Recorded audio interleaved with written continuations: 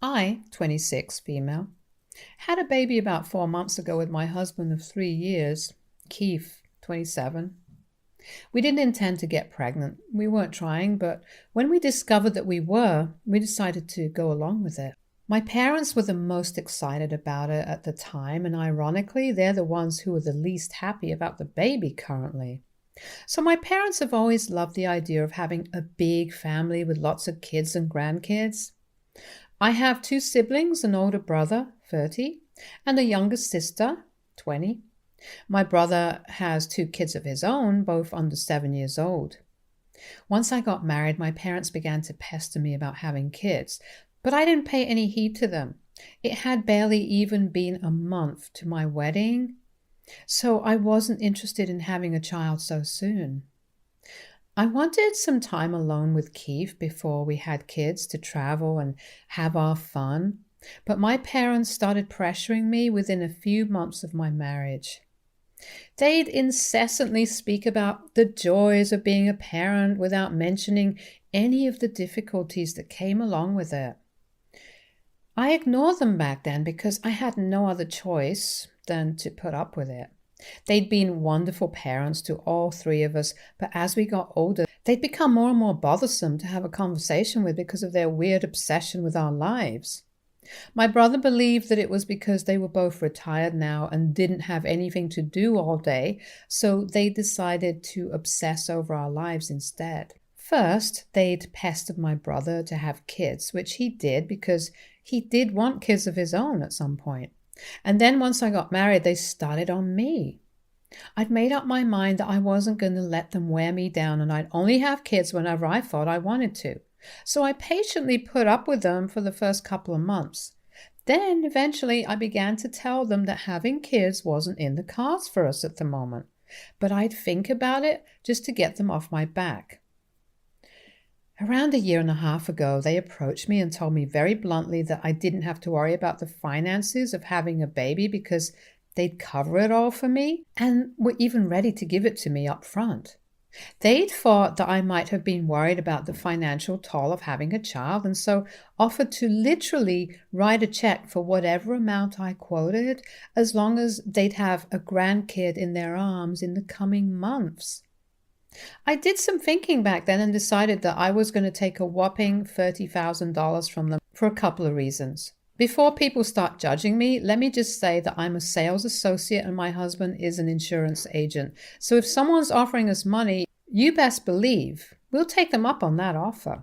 No questions asked. We don't make a fortune at our jobs, and my parents were offering me a blank check to fill in myself for the future. So that was my first reason to agree to their proposition. Secondly, Keith and I had discussed kids, and both of us agreed that we definitely did want them, just not right now. It would happen when it would happen, but we weren't going to try on purpose. So I took the money from them, keeping in mind that this money would help us at that moment and we'd have kids whenever we had them, no pressure. It wasn't technically lying, so I didn't feel guilty either. Also, with the way my parents had endlessly been nagging me, taking the money from them actually seemed like a good idea because that would convince them that we were now going to start trying for a baby and that would finally get them off my back. After I took the money from them, they did ease up on the constant pressure and would only ask if I had news for them instead of their usual "have a baby" rant every time they visited or I visited them. I didn't have any plans on what to do with the money, even though Keith and I had always talked about multiple things, like taking a vacation or just buying expensive things that we'd always wanted. We didn't end up doing any of that eventually because I guess our conscience didn't allow us to spend the money on anything that didn't serve the purpose it was originally intended for. It would just feel dishonest, and we didn't want that for ourselves. So we kept the money aside and didn't spend it at all, and as fate would have it, we ended up getting pregnant within a few months itself. Keith and I thought that it was the right time, so we went ahead with the pregnancy, and my parents were also really supportive of me throughout the pregnancy and childbirth. The problems began once my son was born. About a month ago, my son was diagnosed with SCID and our world came crashing down around us. It was terrible knowing that my baby was suffering, but it was even worse knowing that there was very little we could do to help except go through with the medical treatments and pray for his well-being. I was never a very religious person, but once my son was diagnosed, I turned to religion because I knew what SCID meant and the kind of havoc it could wreak in our lives. Our son is supposed to have a stem cell transplant in a couple of weeks, and Keith is the donor. So I'm just hoping it goes well and my son can make it. In the middle of all this, my parents have been the worst and have been demanding that I return the money I'd taken from them. A week ago, my parents visited me while my husband wasn't at home, and I could tell right away that they weren't here with good news. They seemed very nervous and uncomfortable, which was weird because usually they were excited to play with their grandson. Things had changed after the diagnosis, though, and they hadn't called or checked up on us the way I'd expected them to. In fact, if I remember correctly, their visit 1 week ago was their first visit after the diagnosis, which was strange given their earlier behavior. I'd thought that they were just trying to process the news as well, but was proven wrong when, after some small talk, my parents told me that they would require the money back because my baby wasn't what they expected. When I didn't reply, they went on to elaborate and told me that since there was a real possibility that my son wouldn't live for long, they'd like their money back because they felt like giving me the money had been a misstep in the first place. To put it plainly, they wanted a refund of sorts because, unfortunately, my only son, who isn't even a year old yet, has been diagnosed with a rare autoimmune disease, which means that there's no surety of him living long enough for even his first birthday. I didn't know how to respond to them that day, so I just told them that I had a lot on my plate and I didn't want to talk about this at the time, and sent them away. Mostly, I was just shocked and had no idea what to say in a situation like that, which is why I just didn't say anything. I probably should have screamed at them and put them in their place, but that would have woken my son up who was napping, so I dealt with them in the most non-violent and civilized way, which was a lot more than what they deserved. When my husband returned home, I told him about what my parents had asked of us, and even he was at a loss for words. They were the ones who had willingly offered me the money as an incentive to have a child and to help us out with our finances. But now that they'd realized that our baby was not the healthy, happy kind that they'd hoped for, they wanted their money back. We were outraged, and I didn't want to speak to them ever again. So after discussing with Keith, I blocked their numbers and also blocked them on social media. I didn't send them any message before that because I didn't think it was worth it. But it backfired when the very next day my sister called me up to ask me why I'd blocked them. She's still living with them, so I guess they're using her as a pawn to get to me, and she's letting them because she needs a roof over her head. At first, I told her that it was none of her business, but after she insisted, I ended up telling her what happened and expected her to empathize with me. But instead, she told me how wrong I was for misleading my parents into believing they'd have a grandkid to pamper and play with for a long time, but then emotionally wrecking them by breaking the news of the diagnosis and then refusing to even pay them back. I got into an argument with her, which ended with me blocking her as well because she'd said some very problematic things about me and my baby. She'd called us irresponsible parents for bringing a defective child into the world without thinking about the repercussions. Everyone in the family knew that we hadn't planned for a baby during the several doctor's visits. We had never been warned about the risk of our baby having SCID. Neither Keith nor I had any idea that this could happen because there was literally a 1 in a million chance of it happening. But unfortunately, it did, and we're just trying our best to deal with it. So I thought it was pretty damned insensitive of them to demand their money back when we were struggling with something so huge. After their phone call, I even called my brother to vent about them, and he agreed that they were being very unreasonable and cruel to me. My son was not a product they'd purchased and were now looking for a refund since it hadn't worked out for them the way they'd wanted it to. Speaking to my brother helped me make sense of things, and for a while I was able to take my mind off of whatever the situation was with my parents. Unfortunately, they didn't let this go, and 3 days ago my parents dropped by yet again, but this time Keith was at home with me. He tried to turn them away at the door, but they were insistent and demanded to see me. I just put my son down for a nap and was in no mood to talk to them, but they were refusing to leave, so I eventually had to go out to talk to them. They didn't even spare a second before they started yelling at me and even accused me of being a thief who'd taken their money and in return birthed a child who would bring us all nothing but misery. They actually accused me of scamming them and said that if I didn't return the money to them, they'd call the cops on me and make sure I landed behind bars. I didn't even bother replying to them and just slammed the door shut in their faces because there wasn't much I could say to something as horrible as that. If they were going to call me a scammer for just giving birth to my child, then they didn't even deserve a reply. They refused to go away still and kept shouting outside of my house until Keith threatened to call the police and have them escorted off the premises. They finally went away after that, but unfortunately, the bullcrap didn't end there. Yesterday, my sister texted me through her friend's phone and told me that I needed to return the money or else she'd really sue me along with our parents.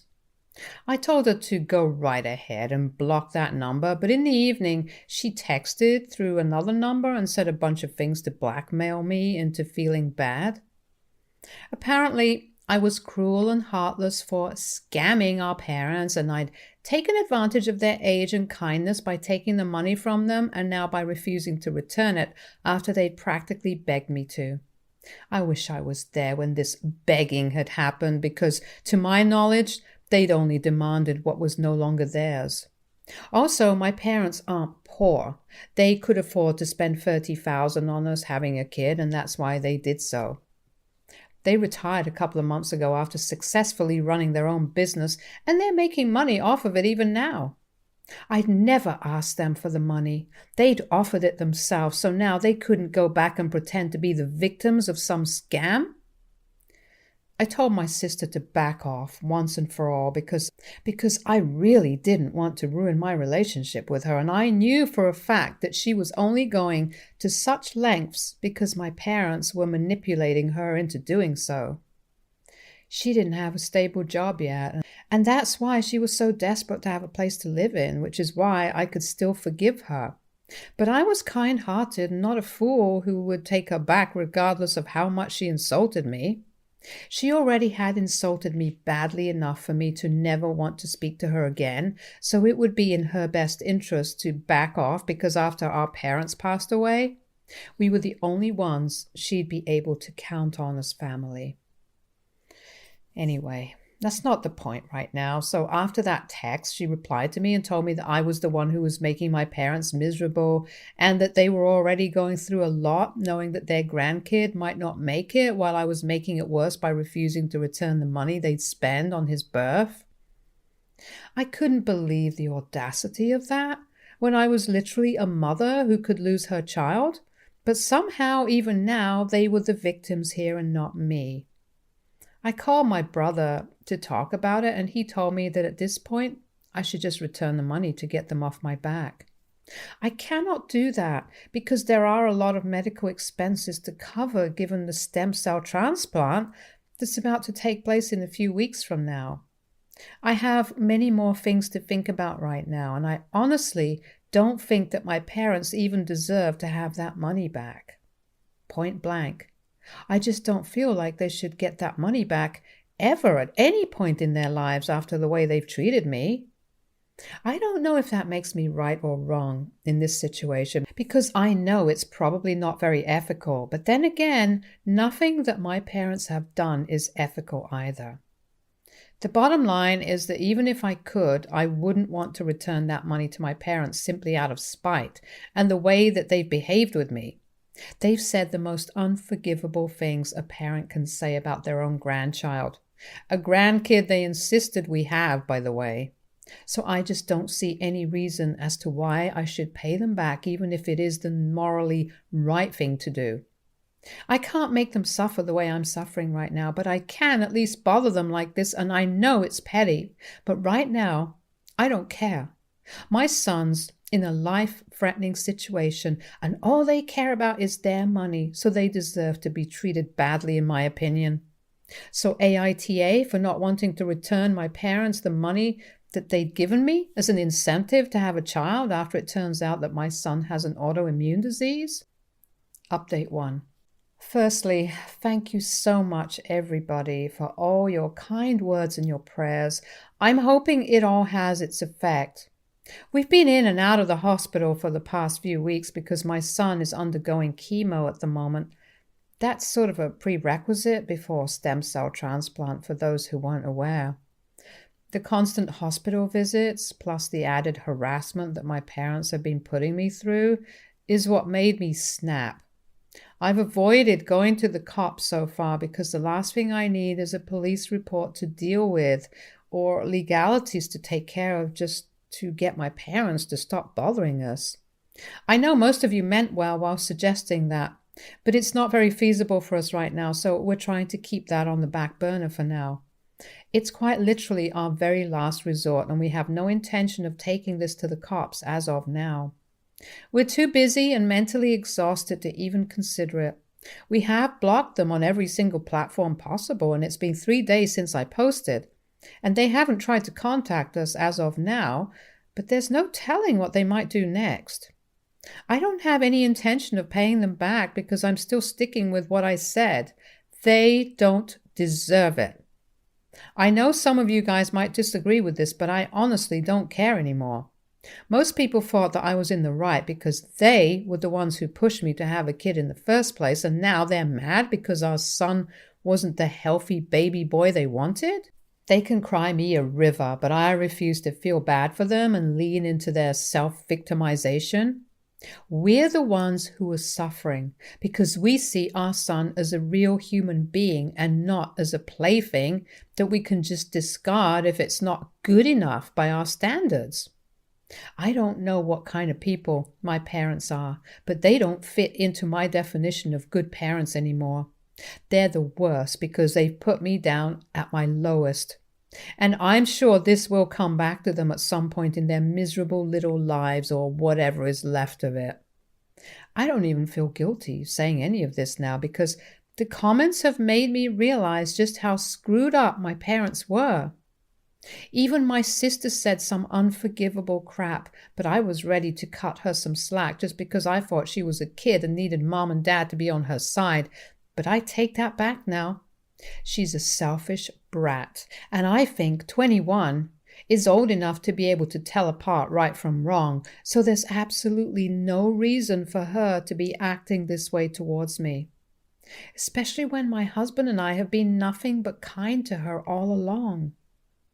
My brother is super disappointed and has cut them all off along with us, which is something I'm really and truly grateful for. He and my husband are pretty much the only people who have kept me going because things have been just so incredibly hard for me mentally.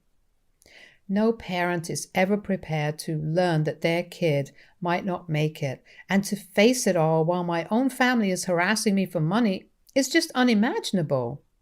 The cruelty and heartlessness have taken their toll on me, but I have to stay strong for Keith's sake and my son's. The transplant is supposed to take place in just 2 weeks, and we've been nervous like never before. My husband is the donor, and he's a wreck. I've literally never seen him so jittery before. He already has an anxiety disorder, and the crazy situation we're in right now has just made matters worse for his nerves. My parents knew about this, but that didn't stop them because that's how awful they are. I hope this comes back to them tenfold, because otherwise I'll pretty much lose all faith in the justice of the universe. Update 2. Hi everyone. My brother called me today to inform me that our parents, along with our sister, had visited him now that I'd blocked them and had threatened to call the cops on them if they bothered us again. They were there to tell him how I'd scammed them out of $30,000, but my brother had been very quick to shut it down. He informed me that he'd chew them out and they hadn't expected him to be so brutal and harsh with his words. My brother's the calmest guy ever to exist, so if he's being brutal with someone, they've definitely earned it. He hated confrontation, but he told me that after he heard the way mom and dad were talking about me and my son, he couldn't just sit back and let them get away with it. Unfortunately, my parents thought that it would be a good idea to argue, and my sister even tried to back them up, so they had to be unceremoniously evicted from my brother's house by his wife. My sister-in-law is a bit of a hothead, but only when the situation calls for it. And this time she knew the situation was dire, and she needed to step up and push them out. She hadn't even wanted to let them in at all, but our whole family has a soft spot for my younger sister. However, she's really not that young anymore and cannot expect to get away with her horrible behavior. My sister-in-law was very nice to me on the phone since my son's transplant procedure takes place tomorrow, but she won't be able to be there for us. Someone has to stay home and watch the kids, and her usual babysitter bailed on her. My brother's coming along with me, though, so I'm hoping that things will be fine. I'm nervous, but it's nothing compared to what my husband has been going through. Keith is still a nervous ball of stress, but I'm doing my best to keep him calm so no unforeseen complications arise. I don't know if that's even possible, to be honest, but at the moment, I'm not willing to take any risks. We talked just a couple of hours ago about how we'd never seen any of this coming, but we're still dealing with it a lot better than we'd expected. We hadn't even planned on becoming parents, but yet here we are, and if fate is on our side, we'll be parents for a really, really long time. I know I've said this before, but please continue to pray for our son's well-being. Also Keith's, because he's going through a lot too. I have to be up and about in a few hours, but I've become a bit of an insomniac, which is why I'm posting this so late at night. I guess this is one of those things I'll have to get used to eventually. Update 3. Hi, thanks for the prayers and good wishes. It's been close to 3 months since the transplant and he's been responding well. I'll keep this update short because we're still busy with a lot of work, including the restraining order I've had to file against my parents and my sister after they started harassing me and cyberbullying me recently. Yep. They're really the worst of the worst. Update 4. More than a year has passed since the last update, and I'll be honest, I'd pretty much forgotten because I got too caught up with my own life. My son celebrated his first birthday a week ago, and we think he's going to live a long, long life now. He's doing just fine. His body's responding well to the procedure, and we could not be more grateful for it. My parents and sister have had no contact with us since we filed that restraining order, and neither has my brother heard from them. We intend on keeping it that way for the rest of our lives because I don't think anyone needs them or their negative energy around their families. I don't care whether they even live or not at this point. They're as good as gone to me. Right now, my only family is Keith, my brother, his family, and of course, my darling little son. I literally don't care about anyone else because these are the people who stood by me in my toughest times, and I know I can always count on them in the future. Also, you guys, because some of you had continued to check up on me through comments and messages, and I'll be forever thankful for that. It really was heartwarming for me to realize that people had continued to pray for my son and our little family. So thank you so much. Stay tuned for more stories from our girl